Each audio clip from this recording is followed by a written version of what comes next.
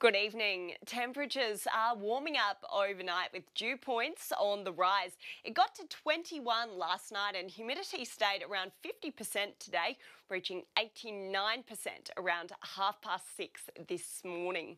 Let's have a look at what's causing that spike in humidity. We're seeing a bit of a trough as well as a bit of an easterly wind flow moving across the top end, which is pushing up humidity a bit further south. We're seeing cooler, drier conditions as this high pressure system stretches in from Western Australia. Further south, a cold front is moving rapidly towards the southeastern corner of the state, delivering some pretty wild weather there in the days ahead, as well as some cooler temperatures which could push all the way up into southern Queensland, possible snow for parts of the state's interior there.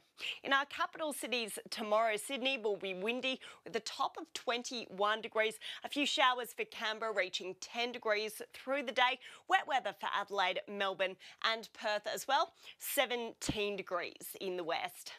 Having a look at the top end tomorrow, a bit of early morning fog for some coastal areas with that humidity on the rise. For Nhulunbuy, a bit of cloud cover sticking around right through the day. Katherine reaching a very warm top of 35 degrees right across the top end. We will see some slightly higher levels of humidity right through the day, staying around 50%, much like today. Looking further south, some cooler temperatures, 29 the top in Tennant Creek. The mercury dipping to 6 overnight in the Alice and 3 in Yalara.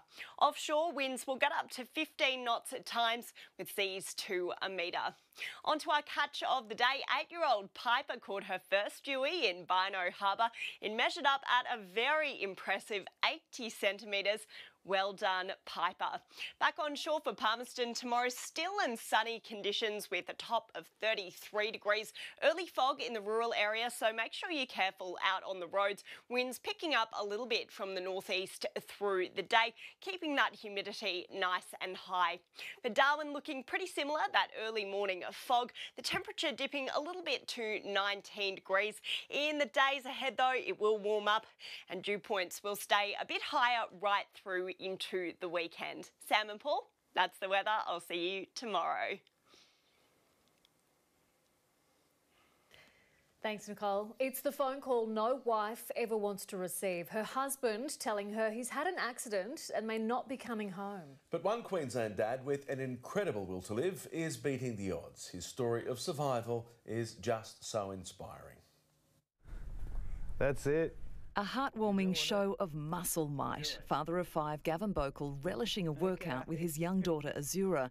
He never thought he'd be sitting up again, let alone smiling. We've had some real dark moments. Just over 2 months ago, Gavin truly believed he would die on a farm west of Brisbane. The bottom half of his body pinned down by a grain crusher. He was trapped. Chilling 000 calls reveal the desperation. Oh, we've got someone caught in the mixer.